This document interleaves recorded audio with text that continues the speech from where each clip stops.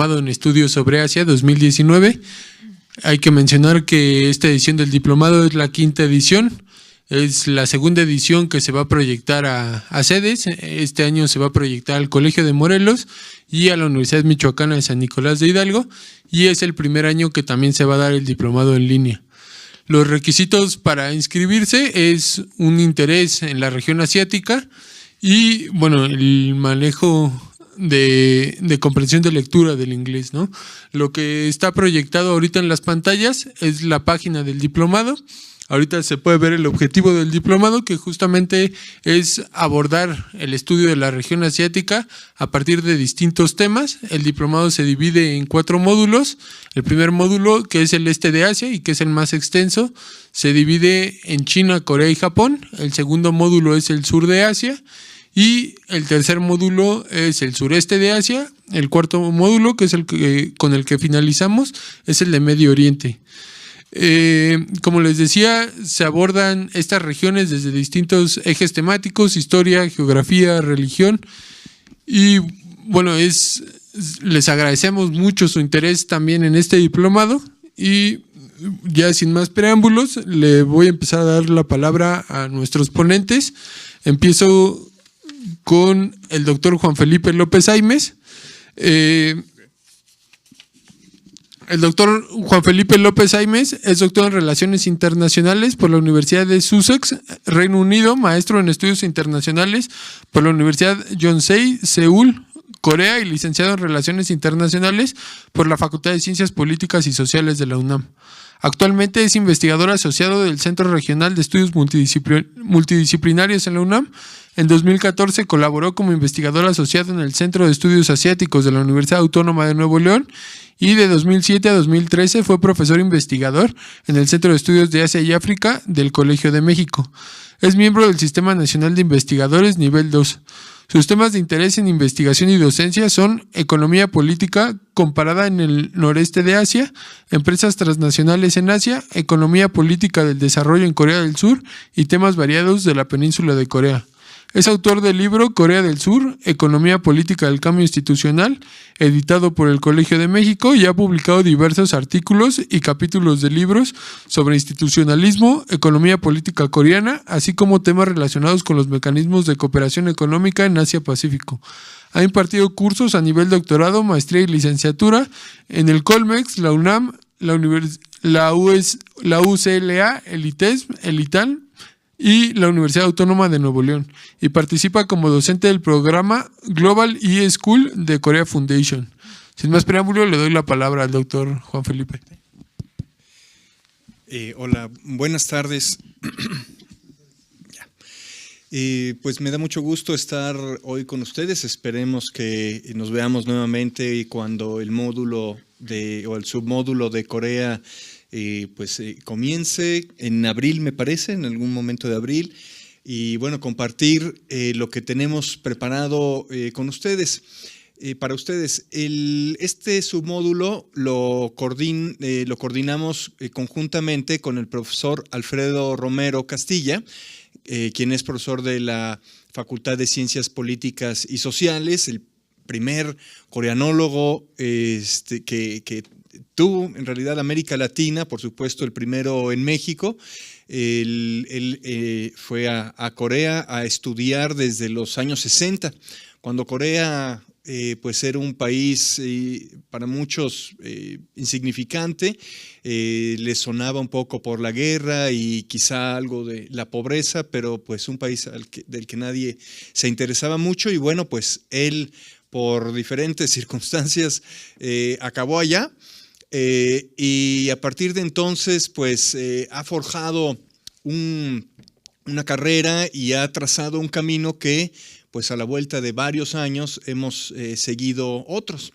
Entonces Alfredo Romero va a acompañarnos también en las sesiones, en la moderación y también en la conducción de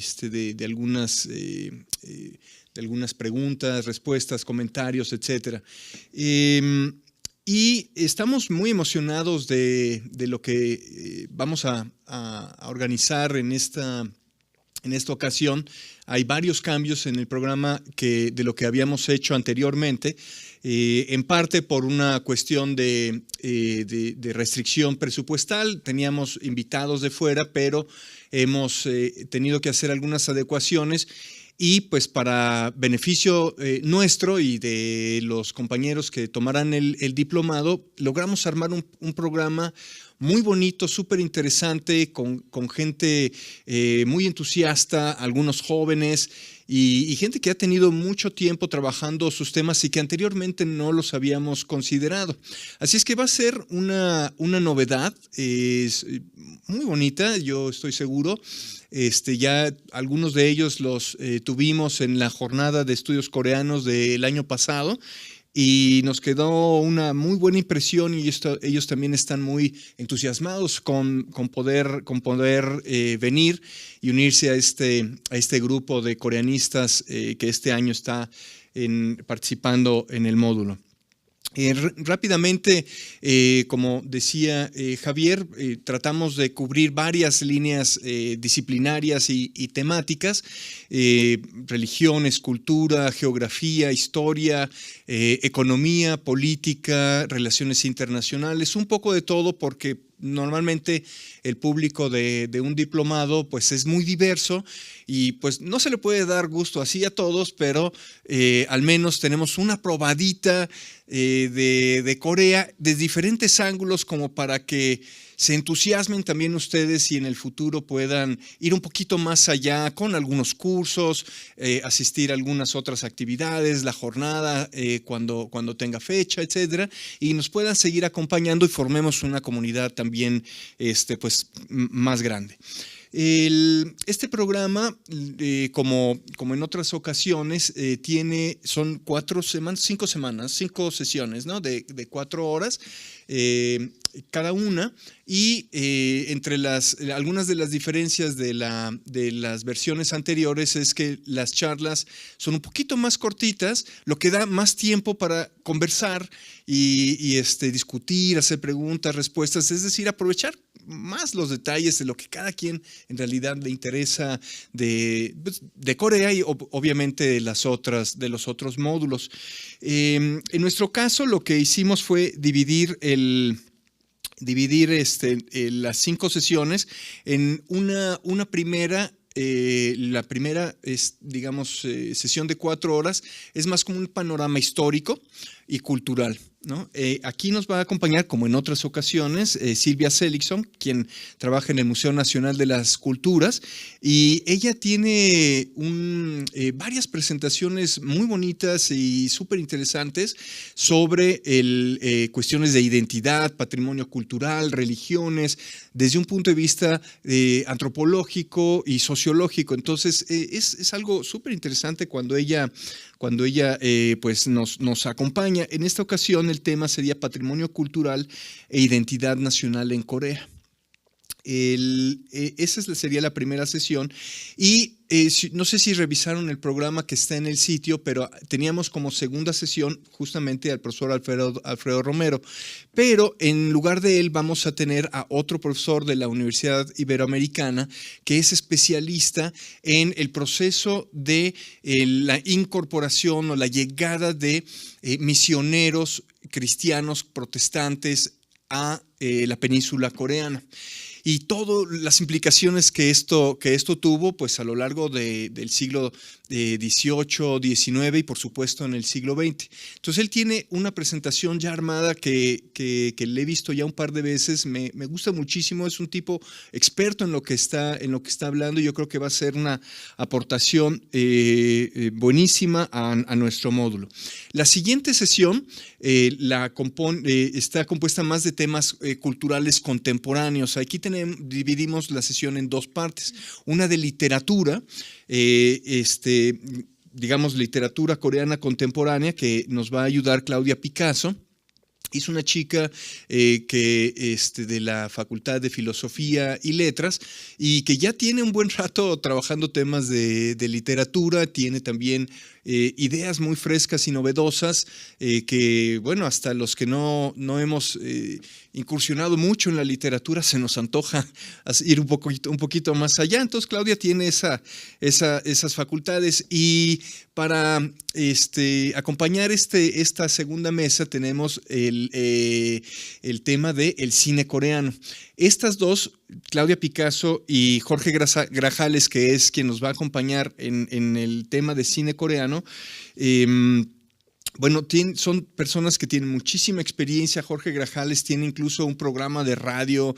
Le encanta el cine de terror asiático. No sé si tú lo conoces. Es un personaje es muy, muy simpático, pero además es un tipo muy atractivo en el sentido de que nos atrapa y nos envuelve y queremos ver todas las películas que él ha visto. Entonces yo creo que va a ser una sesión pues al menos yo estoy seguro que van a salir muy entusiasmados. La siguiente semana, después de eso, vamos a hacer aquí una mezcla de temas. No están tan conectados, pero bueno, creo que pueden ser igualmente interesantes. Una sería ver a la diáspora coreana. ¿Qué hacen los coreanos fuera de Corea? Y sobre todo aquí en México. Y en esta mesa nos va a acompañar Sergio Gallardo, quien es un antropólogo que ha trabajado el tema de la diáspora coreana en México ya por varios años. Tiene estudios muy profundos, interesantes, y él nos va a ayudar a comprender cómo es esta dinámica de la diáspora coreana en general, pero en particular en México. Y la segunda parte de esta sesión, vamos a regresar un poquito a cuestiones históricas, pero también de relaciones internacionales, y es en donde ya vamos a hablar más de la península coreana contemporánea y sobre todo a partir de la segunda mitad del siglo XX, el momento de la división de la península y pues la guerra de Corea y lo que resultó de esto, ¿no? El resultado de esta, pues como sabemos, son dos Coreas que tuvieron trayectorias políticas, económicas, ideológicas y culturales, pues digamos que corrieron siempre en paralelo, no se juntaban mucho. Entonces ese es el preámbulo digamos de las dos sesiones que siguen. Una, bueno, la que sigue inmediata es sobre el desarrollo económico de Corea del Sur, eso que a muchos les ha llamado la atención, por lo que yo empecé a estudiar Corea, por su desarrollo, cómo lo hicieron, ya saben, ¿no? Bueno, pues aquí tenemos a una profesora de la Universidad de Guadalajara, Genevieve Marchini, quien tiene también una presentación muy, muy completa, súper buena, interesante sobre política industrial, política económica, etcétera. Y eso yo creo que va a abrir un panorama y aclarar muchas cosas que los que no sabían mucho sobre Corea y el modelo de desarrollo, pues creo que les va a ayudar. Le sigue mi presentación con el desarrollo político de Corea del Sur. Supongo que es una clase interesante, muy buena. Les va a dar, yo creo que buenas bases, ¿no? Para entender ese proceso traumático del desarrollo de Corea del Sur, porque, pues sí, todo estuvo bonito y fue muy exitoso en términos económicos, pero en términos políticos fue muy sufrido, ¿no? Entonces, esto es lo que yo voy a abordar en mi sesión.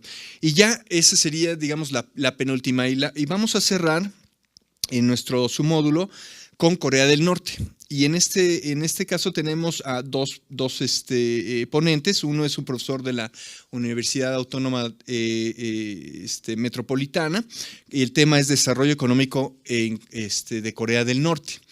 José Luis León Manríquez, él pues ha trabajado ya por muchos años el proceso de desarrollo económico en Corea del Sur y también el proceso económico en Corea del Norte, pero sobre todo lo interesante de él es que le da una visión panorámica a Corea del Norte, y no es una visión así tan emocional como a veces suele generarse, ¿no? No es una visión de todo está mal o todo está bien y nada por el estilo. Él creo que es un tipo muy balanceado y sobre todo por su formación en relaciones internacionales le puede poner ese proceso en un contexto regional y global que yo creo que hay muy pocas personas que tienen esa capacidad y afortunadamente José Luis León pues es una de ellas y nos va a acompañar. Y cierra el módulo la presentación de Eduardo Tadeo, quien estudió la maestría en estudios coreanos en el Colegio de México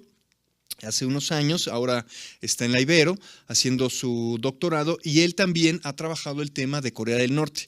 Y él lo que nos va a hacer para, digamos, ayudar a entender, digamos, para hacer el paralelismo con Corea del Sur es el desarrollo político de Corea del Norte, ¿no? Entonces, cómo estas dos historias paralelas, qué puntos tienen en común o cuáles son sus diferencias, además de las diferencias obvias. Y con eso creo que tendremos un submódulo sobre Corea, pues muy completo, me parece, ¿no? El profesor Alfredo Romero y yo confiamos que será súper rico, que lo van a disfrutar muchísimo. Yo confío en que cada uno de los presentadores hará su mejor esfuerzo por presentar aquí algo pues muy atractivo y pues esperemos que puedan acompañarnos, que se decidan, si no lo estaban, por tomar este diplomado y que nos acompañen entonces pues próximamente. Muchísimas gracias.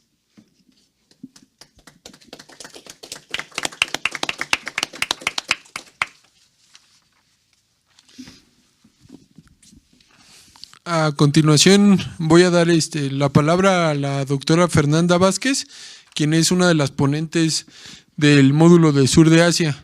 La doctora Fernanda Vázquez estudió Relaciones Internacionales en la FES Acatlán de la Universidad Nacional Autónoma de México, realizó estudios de maestría y doctorado en Estudios de Asia y África con especialización en Sur de Asia en el Colegio de México y sus líneas de investigación están relacionadas con la historia moderna y contemporánea de India. Ha trabajado sobre conflictos étnicos y religiosos, memoria, identidad, género y violencia desde una perspectiva de antropología del Estado y política exterior de India y la relación con México. Actualmente es profesora investigadora en el Departamento de Ciencias Sociales de la UAM Coajimalpa y es parte del Sistema Nacional de Investigadores Nivel C. Entre sus publicaciones se encuentran Changing Identities and Adapting to the Laws, Sikh Women Experience and Narrative During India's 1980 Violence, Endemers y Pedram, de l'endemain du Sommers, Sparks, Desenchantements du tiers-monde postcolonial y las contradicciones de la democracia, igualdad política y desigualdad social en historia, sociedad y política en India contemporánea. Le doy la palabra, doctora. Bueno, pues muchas gracias. Qué bueno ver pues a varias personas interesadas en el diplomado. Yo de entrada me quiero inscribir al de Corea. Me parece que es muy atractivo. Bueno, yo les voy a presentar el módulo 2 que tiene que ver con el sur de Asia. Para mí es pues muy gratificante que me hayan invitado. Generalmente lo presentan los coordinadores que son Ravindra Sharma, el cual fue mi profesor de Hindi, y Wendy Phillips, una colega también muy importante en filológicas que trabaja literatura sánscrita. Este módulo a mí me parece que es muy rico porque justo, y creo que es la tendencia del diplomado completo, ustedes van a tener la oportunidad de acercarse no solamente a las temáticas de los países y de las regiones, sino también a un lado que a veces en la academia es difícil de tener, y es que en México estamos haciendo estudios sobre Asia muy interesantes. Muchos de nosotros nos formamos aquí, otros se formaron en el extranjero, pero en general pues somos académicos que estamos produciendo en América Latina y específicamente en México. Entonces creo que además lo interesante del diplomado es que ustedes tienen el conjunto de especialistas, no solamente de la UNAM, sino de colegas de muchas otras universidades. Este módulo empieza con, digamos, los ejes generales van a ser geografía, historia, cultura, economía y política, en términos generales. Y el primer módulo que imparte Wendy Phillips del Instituto de Investigaciones Filológicas Se titula Geografía y demografía de los países del sur, de los países al sur de los Himalayas. Y es, digamos, el tema que inicia con este módulo, que nos da una perspectiva general de qué estamos hablando cuando hablamos de sur de Asia, qué implicaciones tiene no solamente geográficamente, demográficamente, sino también históricamente. El segundo tema, la segunda sesión, está a cargo de uno de mis profesores en el Colegio de México, el doctor Benjamín Preciado. Él es historiador y en términos generales ha desarrollado en sus cursos y en su investigación historia antigua de India. Él les va a dar hinduismo, visión del ser y del tiempo. Con este tema nosotros vamos a poder entrar a un elemento muy importante dentro de la cultura de India, que es el hinduismo. Va a ser una sesión que abarca no solamente que podamos entender qué significa el hinduismo, sino cómo históricamente ha sido una estructura cultural, social, religiosa, inclusive hasta política, y digamos, va a ser la visión en términos generales. Aunque hay que entender que la India, el sur de Asia en general, no es, digamos, el hinduismo es una de las líneas de vida o de las líneas religiosas. Entonces, pero tenemos que tener en cuenta estas estructuras que están muy presentes, inclusive que son del hinduismo y que están presentes en otras religiones como el sikhismo, inclusive en el islam, precisamente porque es una estructura cultural que ha permeado en muchos sentidos. La tercera sesión está a cargo del doctor Roberto García, otro colega muy importante, digamos, ahora se ha vinculado mucho con temas que tienen que ver con budismo. Su profesor, pues lamentablemente falleció hace poco, el doctor Luis Gómez, era uno de los representantes más importantes sobre estudios budistas. Y Roberto ahora se ha convertido como en el discípulo que tiene que tomar, ¿no? En algún momento lo que estaba haciendo Luis Gómez. Entonces van a tener de primera mano pues la vinculación con el tema de dos. Para mí Roberto se ha convertido en alguien muy fundamental dentro de los estudios budistas, y van a tener el tema de budismo y sus tres joyas, Buda, Sangha y Dharma. El budismo es otra de las líneas importantes en India, religiosas o de caminos espirituales, que no se queda en India, es exportado al sur-sureste de Asia, y en India se queda como en un aspecto monástico. Entonces el porcentaje de budistas hoy en día es mínimo, pero la estructura cultural y la historia del budismo inicia en India. Entonces va a ser una sesión muy rica. Luego van a tener como tema el Islam, religión y pensamiento, que está a cargo de la doctora Shekufe Mohammadi, que es del Instituto de Investigaciones Filológicas de la UNAM. No tengo el gusto de conocerla, pero ella estudió filología y lingüística, y bueno, ahora va a presentar el tema del Islam en el sur de Asia. Después viene la sesión que está a mi cargo. El título es Imperio Británico, y bueno, nosotros nos vamos a centrar en esta sesión a conocer primero qué significa que Asia y África, ¿no? voy a incluir aquí Asia, África, Medio Oriente, tuvieran una experiencia colonial. ¿Cuál es la diferencia entre imperialismo, colonialismo? ¿Qué implicaciones tuvo para estas regiones y cómo se expresa específicamente en el sur de Asia? Vamos a ver el Imperio Británico como este pulpo que en algún momento de la historia dominó prácticamente todo el mundo, y cuáles son los elementos que se desarrollaron, que se sufrieron, las tensiones, los avances, también las transformaciones que el imperio ocasionó en este territorio. Empezaremos con la Compañía de las Indias Orientales, para ver cómo una compañía comercial domina un territorio, ¿no? Y cómo se transforma en un en un rush, ¿no? En las implicaciones que tiene esto en un reino, en un imperio, en una colonia. Bueno, esa es la sesión que está a mi cargo. Vamos a tomar no solamente el periodo del imperio británico en el sur de Asia, sino también vamos a llegar hasta la independencia, cómo el movimiento de independencia se gesta, y vamos a ver la partición, llegamos hasta la independencia y la partición. Luego, mi profesor de Hindi les dará, el doctor Yogendra Sharma, les dará la diáspora india en perspectiva de la colonización a la globalización. Otro tema que trata de vincular a la historia de India contemporánea y que ustedes conozcan cómo hoy en día estamos viviendo dentro de la globalización también estas movilizaciones masivas, muchas veces de grupos de otras regiones, y cómo se presenta este fenómeno y las transformaciones que se dan en los lugares a los que llegan las diásporas. Después tenemos la participación del doctor Hariner, que es del Birla Institute of Technology and Science de India.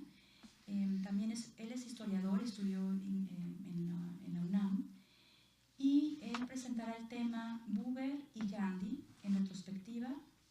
Él está obviamente en India, entonces va a ser una videoconferencia que también resulta muy interesante precisamente porque tratará dos figuras importantes dentro de la independencia y de la India contemporánea. Después un querido colega, el doctor Mario González, internacionalista también, impartirá tendencias principales y latentes en la economía de la India post-independencia, para que podamos entender qué significa esto que ahora llamamos comúnmente como el milagro que es India, y que tenemos que tener cuidado en llamarlo de esa manera, y qué significa la estructura económica, qué implicaciones tiene, cómo se ha desarrollado India, si es que hay líneas de desarrollo, cuáles son las principales industrias, en fin, que podamos tener una perspectiva general sobre su economía. Amrita Bahri, del ITAM, ella va a presentar The Intermingling of Domestic Politics and International Trade Dispute Settlement Experiences from India and China. Y es un tema interesante porque va a tratar de vincular no solamente la trayectoria en temas de comercio internacional de India, sino también qué está sucediendo con China. Entonces resulta una plática muy rica en términos contemporáneos. Finalmente vamos a tener la presencia de algún miembro del personal de la Embajada de la India que va a tratar la política al interior y al exterior, y que seguramente pues, nos dará información de primera mano. Y con esto finalizaría el segundo módulo del sur de Asia. Muchas gracias.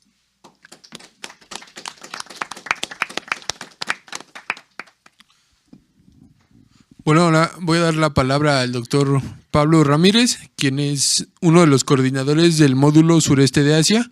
Él realizó sus estudios de licenciatura en periodismo y comunicaciones en la Universidad de Mingchuan, gracias a una beca de estudios del gobierno de Taiwán, República de China.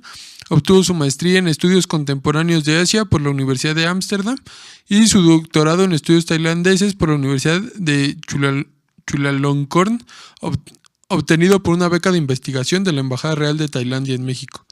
Desde el 2015 hasta finales de julio de 2017, trabajó como coordinador de investigación en la Universidad de Bangkok, en donde estuvo a cargo de la negociación de los acuerdos de colaboración y la movilidad académica con otras instituciones de educación superior, tanto de Asia como de Europa y América Latina.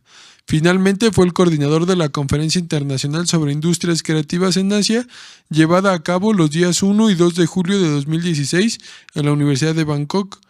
Desde agosto del 2017 es coordinador de internacionalización en la Unión de Universidades de América Latina y el Caribe, en donde se encarga de desarrollar estrategias de movilidad académica y docente, colaboración e investigación interinstitucional y el reconocimiento de créditos y títulos en la región América Latina y el Caribe. Le doy la palabra. Muchas gracias. Pues bienvenidos a todos. Gracias por su interés en este diplomado. Y pues en el sureste de Asia lo estamos coordinando Lucas Czarnecki de la UNAM y yo. Y la idea pues es representar en solo 5 sesiones una de las regiones más diversas que hay en Asia, ¿no? Entonces es un poquito complicado. Nuestros ejes temáticos van a ser religión, desarrollo económico, geopolítica y cultura. La primera sesión va a ser de presentación general de la región, de los países, de la división insular y continental, así como una primera charla sobre Vietnam y la cultura que tienen allá, a cargo de Daniel Lemus Delgado, profesor del ITESM Campus Guadalajara. La segunda sesión será sobre religión, será presentada por el Dr. Chris Laundrie del Colmex, que presentará Islam en la parte insular del sureste de Asia, y después presentaré yo sobre budismo, sobre todo basándome en Myanmar y Tailandia, porque a pesar de ser países vecinos entienden el budismo de una manera completamente diferente y las prácticas mismas también cambian mucho. Intentaré ahí presentar un poco cosas de Laos, pero va a ser mínimo el aporte de Laos ahí.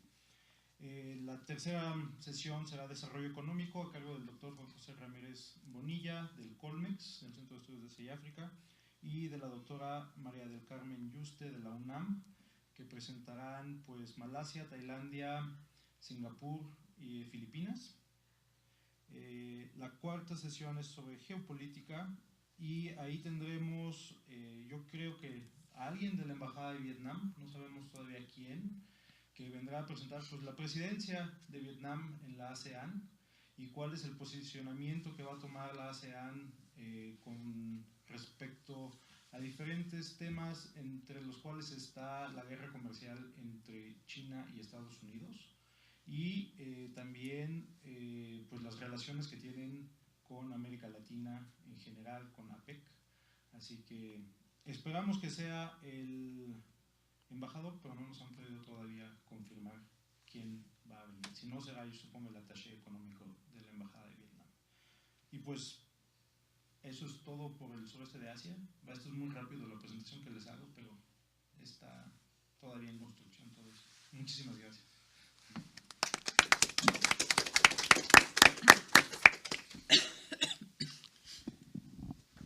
Y por último le doy la palabra a la maestra Vania de la Vega Xiota, quien es una de las coordinadoras del submódulo de Japón. Ella es maestra en Ciencias para el Desarrollo Económico y la Cooperación Internacional por la Universidad de Hiroshima, licenciada en Relaciones Internacionales por la Facultad de Ciencias Políticas y Sociales de la Universidad Nacional Autónoma de México, y desde junio de 2017 es secretaria académica del Programa Universitario de Estudios sobre Asia y África de la UNAM, y desde el 2009 es profesora de asignatura en la Facultad de Ciencias Políticas y Sociales de la UNAM.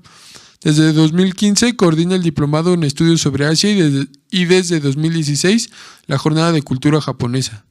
Fue secretaria técnica del Seminario Universitario de Estudios Asiáticos de la UNAM de 2015 a 2017, becaria del Ministerio de Educación, Cultura, Deporte, Ciencia y Tecnología del Gobierno de Japón para realizar estudios de posgrado de 2010 a 2012 e invitada del Ministerio de Asuntos Exteriores del mismo gobierno en 2015. Ha sido miembro de órganos de gobierno del Liceo Mexicano Japonés y de la Asociación Mexicana de Exbecarios del Japón y catedrática de la Universidad de Anáhuac, México, Campus Sur. Cuenta con diversas publicaciones en libros y revistas especializadas que abordan la temática de las relaciones bilaterales entre México y Japón. Le doy la palabra. Gracias. Buenas tardes. Voy primeramente a platicarles un poco cómo está estructurado el submódulo de Japón.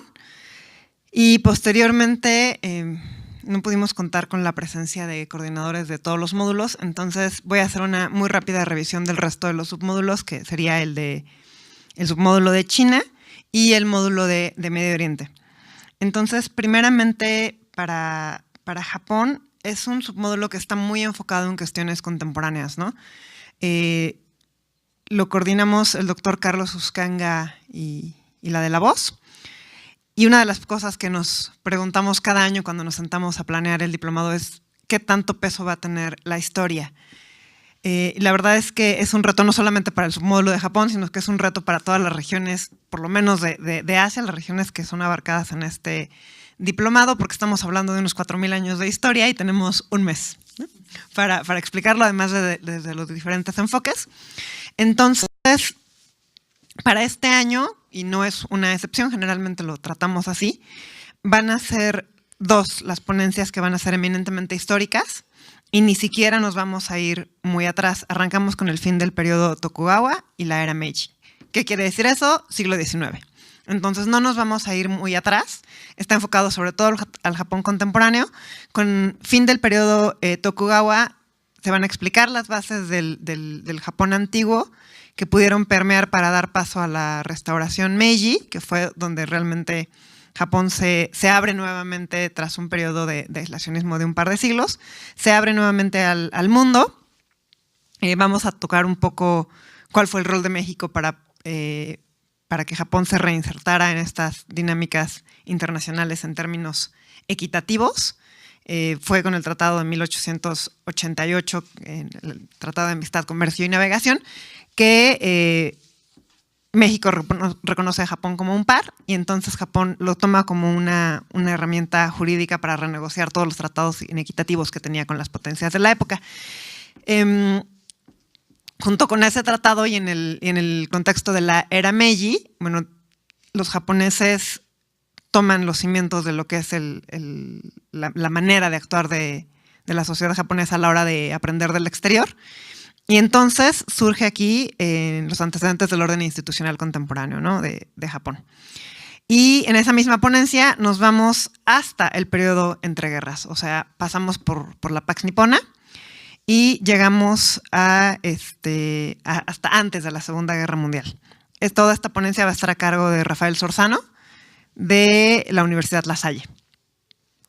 Después tenemos a nuestra profesora invitada de la Universidad de Guadalajara, la doctora Melba Falk, que nos va a hablar de estrategias y actores del desarrollo económico. Entonces, ella también va a tomar elementos históricos para explicarnos este famosísimo modelo japonés de desarrollo, ¿no?, qué fue lo que hicieron bien, cómo lo hicieron, es replicable. Entonces, ella nos va a poner en contexto, nuevamente va a regresar un poco al orden institucional que permitió que el modelo de desarrollo japonés existiera y fuera exitoso en las siguientes décadas inmediatas al fin de la Segunda Guerra Mundial. Con eso terminaría el primer día del submódulo de Japón. Posteriormente, a nosotros nos toca la segunda quincena de mayo, entonces para el 28 de mayo tenemos también de la Universidad de Guadalajara al doctor Víctor Kerber. Él va a analizar este mismo desarrollo de posguerra, pero desde la perspectiva política. Su ponencia se llama El modelo político bajo el Partido Liberal Democrático, el papel de la burocracia de Junichiro Koizumi a Shinzo Abe. ¿Qué quiere decir? Entonces vamos a ver primero la importancia del PLD en la formación del Japón contemporáneo. Para quien no esté familiarizado con procesos políticos japoneses, se compara muchísimo al PLD con el PRI, ¿no? O sea, fue justamente gracias a la conformación de este partido que se da todo el desarrollo político. Y en paralelo, pues hay una gran cantidad de partidos políticos que se crean, que desaparecen, que se unen, que se pelean, que tienen que ver con otros actores no necesariamente políticos, a veces religiosos, muchas veces económicos.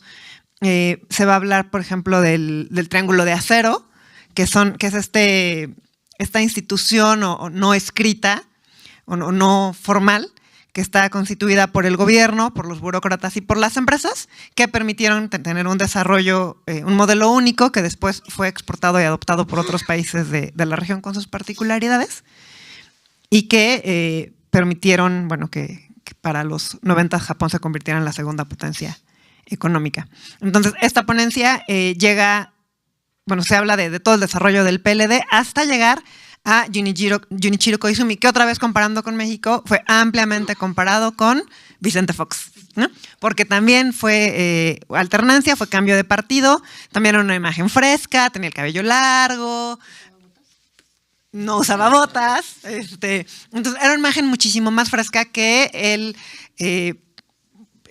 gobernante o incluso el burócrata tradicional con su traje negro, igual que en muchos otros niveles no necesariamente altos de la política japonesa. Él rompe con este esquema y además, coincide con que se firma el Tratado de la asociación económica, ¿no? entre México y Japón, es en el 2005, entonces es Shinzo Abe y Fox, que son sumamente comparables. Finalmente, al igual que sucedió en México, bueno, toda esta reforma que se esperaba no se vio del todo concretada. Y después viene una serie de primeros ministros hasta llegar al actual, que hace unos meses cumplió o rebasó el límite y se convirtió en el primer ministro que más tiempo ha estado después de la Segunda Guerra Mundial, que es el ministro Shinzo Abe, y que ahora es muy conocido por sus Abenomics. Entonces, ¿qué es lo que está haciendo Shinzo Abe para impulsar el desarrollo económico en Japón? Y después vamos a hablar, nos va a platicar la doctora Emma Mendoza de economía y cambios demográficos. O sea, ya estamos totalmente en el Japón del siglo XXI, todos los retos que están enfrentando después de haber tenido uno de los países, de las ciudades con población relativa más alta. ¿Qué es lo que está sucediendo? La tasa de natalidad es sumamente baja. En algunas regiones incluso pues ya no hay bebés, pero sí la esperanza de vida es muy alta, entonces los japoneses viven mucho. ¿Qué es lo que está haciendo el gobierno y las empresas en términos, el gobierno, sobre todo en términos de migración, de cómo atraer a gente de afuera y qué perfil se necesita? Y las empresas le están apostando mucho a la tecnología, ¿no? O sea, ¿qué es lo que va a hacer con estos pacientes geriátricos para poder atender sus necesidades?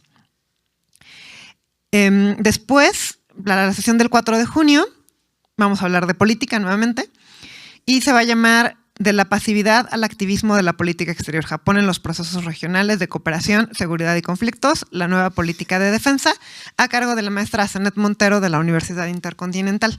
Entonces, aquí nos vamos a política exterior y vamos a ver cómo en un principio Japón le apostaba sobre todo a acuerdos bilaterales. Con México tiene 2, que además 2 que en su momento fueron parteaguas para que Japón después pudiera negociar tratados similares con otros países. Y también vamos a analizar cómo se inserta Japón en el multilateralismo, ¿no? ¿Cuál es su rol en cooperación internacional? Es un tema sumamente interesante. Cómo participa en Naciones Unidas, cómo participa, por ejemplo, ahora en el CPTPP. ¿Y qué tiene que ver toda esa participación en temas de seguridad? Entonces ahí vamos a hablar muchísimo de Estados Unidos y del Tratado de Seguridad Conjunta que tienen. Posteriormente, el doctor Ulises Granados del ITAM, que ha sido en años anteriores invitado también a otros módulos, va a hablar de política comercial de Japón y la relación trilateral con China y Estados Unidos. Entonces nos vamos a casos muy específicos. Y además el doctor Granados generalmente trae herramientas de geopolítica. Entonces siempre trae muchos mapas, siempre explica cuáles son los antecedentes de las negociaciones. Seguramente vamos a hablar de todas las islas que están en disputa. Estos son los temas que trabaja el doctor Granados, ¿no? Y después, el 11 de junio, vamos a tener la parte de las bellas artes y la filosofía. Va a venir la doctora Rebeca Maldonado, que es la encargada del Departamento de Filosofía de la Facultad de Filosofía y Letras, a hablar de filosofía japonesa. Entonces, bueno, ya tiene su seminario de filosofía oriental en la facultad y va a venir a hablar de la filosofía, pero aterrizada a temas contemporáneos. Ella está haciendo un trabajo muy interesante del rol de la filosofía en el triple desastre del 11 de marzo de 2011. O sea, cómo explica la filosofía, cuál fue la reacción de los japoneses al enfrentarse a este triple desastre, ¿no? O sea, primero al terremoto de 9 grados, luego a la alerta de tsunami, bueno, no fue alerta al tsunami, y posteriormente a la alerta nuclear. Y luego va a ser un taller de teatro y danza de la doctora Mónica Alcántar del Instituto de Artes. Ella es la primera vez que es invitada a este diplomado. Ella es experta en teatro, entonces ella va a traer algunos elementos del teatro tradicional y cómo se proyecta en teatro contemporáneo. Y finalmente nuestra última ponencia van a ser las magistrales. Entonces ahí siempre nos gusta invitar a alguien que nos venga a hablar de la relación bilateral desde el punto de vista mexicano. Entonces este año tenemos al ex embajador Francisco Javier Alejo, que fue embajador de México en Japón. Nos va a hablar de su experiencia como embajador. Y posteriormente pues vamos a traer a la contraparte japonesa, nosotros esperamos que pueda venir el embajador Takase a hablar de relaciones entre México y Japón. Entonces, en el caso del embajador Takase, pues es el embajador actual, entonces sería hablar de estos años. Con eso termina el módulo de Japón. Y bueno, para no cansarlos, aunque no tengo toda la formación que tienen las coordinadoras de China, les voy a compartir que el 19 de febrero, o sea, ya casi, arrancamos el diplomado con el tema de moda, la nueva ruta de la seda. Entonces, ¿quién la va a exponer? El doctor Arturo Oropesa, que también está estrenando su libro de esta misma temática, del Instituto de Investigaciones Jurídicas.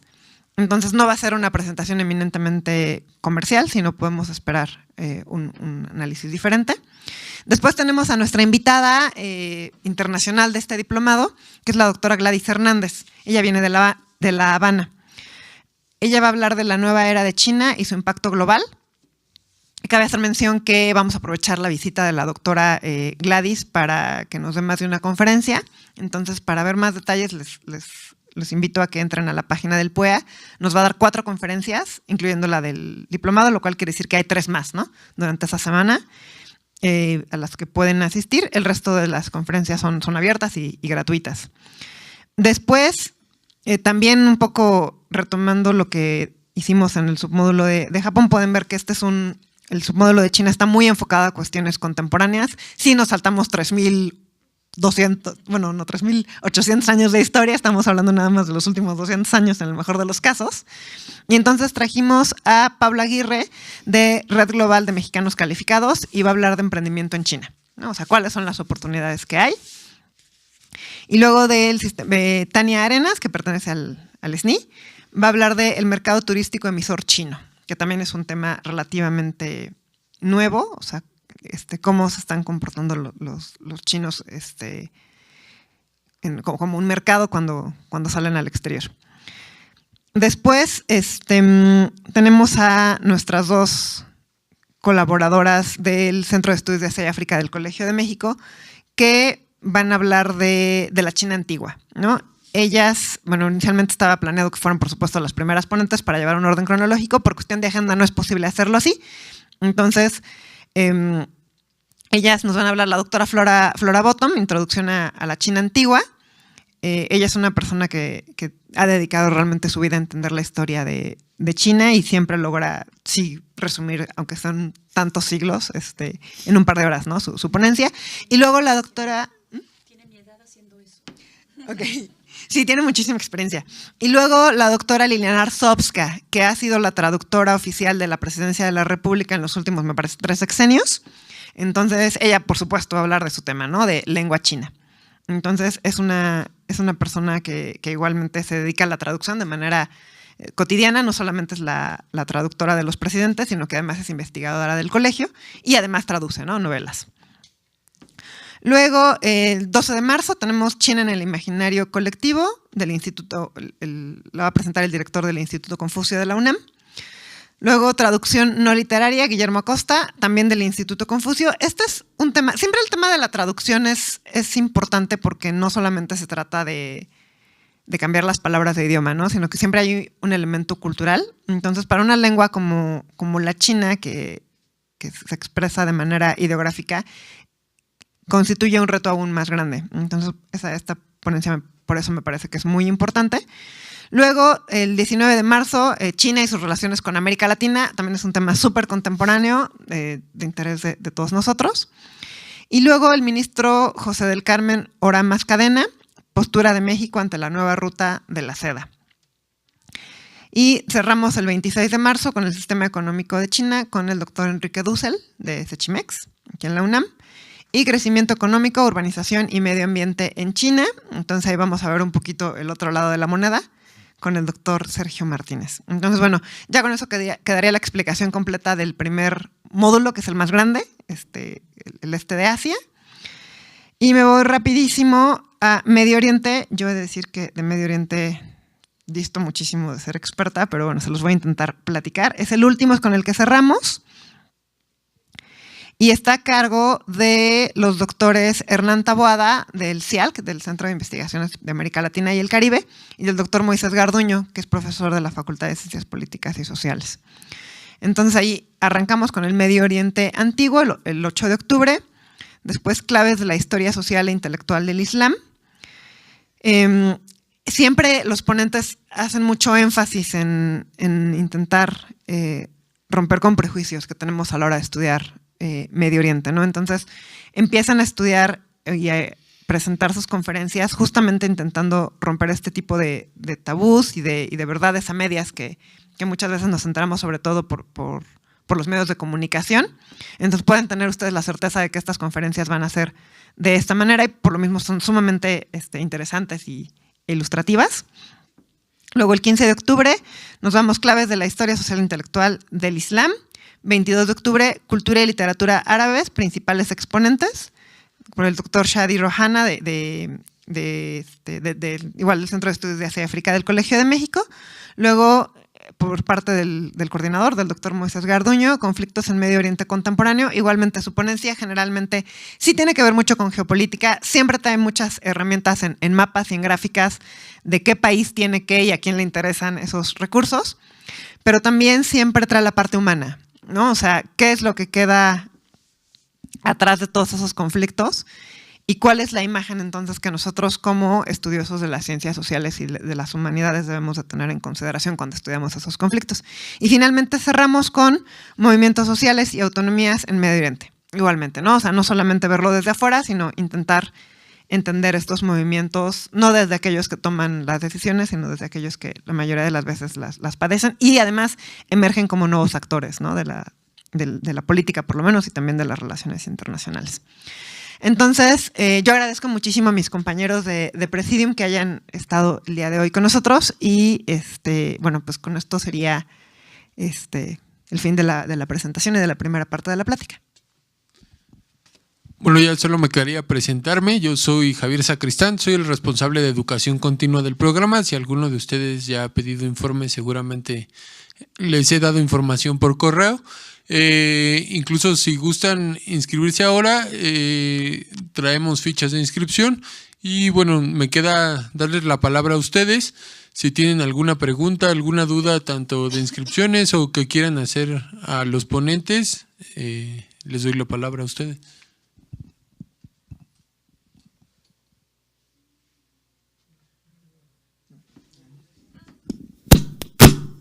En lo que se inspiran, me gustaría platicarles un poco de los logros que ha sido el diplomado, ¿no? Es muy importante tomar en consideración que estamos hablando de alrededor de 50 países asiáticos. Tenemos menos de un año y los vamos a ver 4 horas cada martes. Entonces, sí son pinceladas la mayoría de las veces. O sea, intentar comprender a Asia en un diplomado no es posible. Entonces sí hay una selección por parte de los coordinadores, por parte de los mismos ponentes, porque además, como bien nos adelantaba Juan Felipe, pues ahora van a tener menos tiempo para hablar. Entonces, sí es un diplomado que nos abre la visión de lo que es Asia, pero no es un diplomado enfocado a la profesionalización ni tampoco al mercado. Entonces, como tal, no se desarrollan habilidades enfocadas al empleo, o sea, salvo algunas de las conferencias, no vamos a crear los empresarios que van a negociar con Asia. Es abierto a todo el público, entonces generalmente los estudiantes vienen de todas las disciplinas, por lo menos de las ciencias sociales y las humanidades.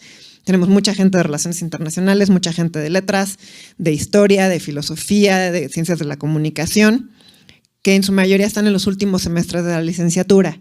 Ahora, también vienen personas a actualización.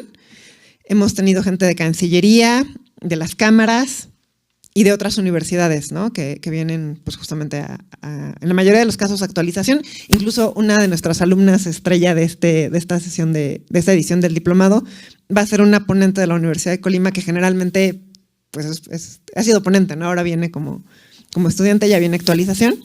Entonces, ese es el abanico que tenemos de los alumnos, y por eso es que es tan general, aunque debo reconocer que los ponentes siempre tienen una gran habilidad de poder resumir en esas hora 15 minutos que tienen para presentar su ponencia, empezar desde casi la geografía del país hasta terminar en temas muchísimo más contemporáneos y más complejos.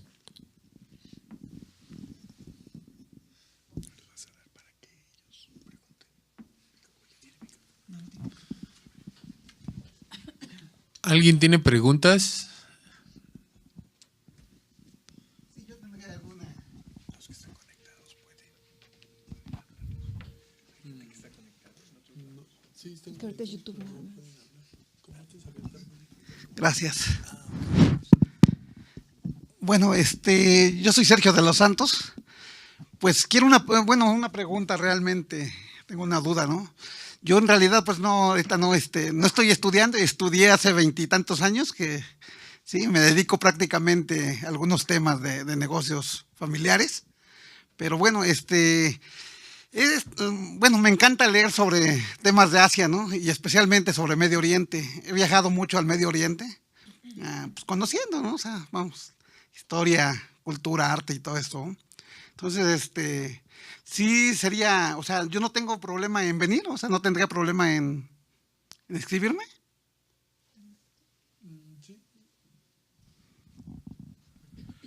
Sí, no hay ningún problema. De hecho, el perfil de los alumnos, está abierto a público en general. Realmente es que haya el interés e incluso, para la evaluación del diplomado se tienen que hacer 4 ensayos, uno por cada uno de los módulos. Incluso si usted llegara a tener como algún problema para realizar el ensayo, con que se acerque incluso a mí o a alguno de los coordinadores de módulo o a los ponentes, se le otorga la información con todo gusto, justamente también para apoyarlo, ¿no? Entonces, sí, no hay ningún problema. El perfil del alumno es realmente que está abierto al público en general. Las lecturas que se les otorgan, algunas son en inglés, entonces realmente con que tengan el manejo de comprensión de lectura es más que suficiente. Gracias. ¿Alguna otra pregunta?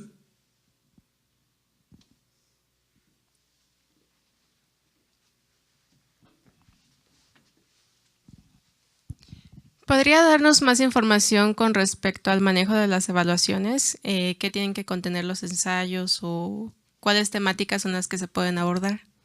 Sí, las temáticas que se pueden abordar son las temáticas justamente que se van a abordar a lo largo del diplomado.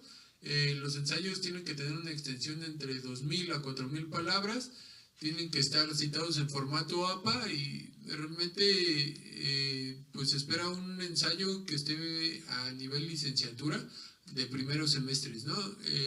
Entonces, lo que cabe mencionar es que los mejores ensayos de cada uno de los módulos se publican en la página del programa. ¿Alguien más?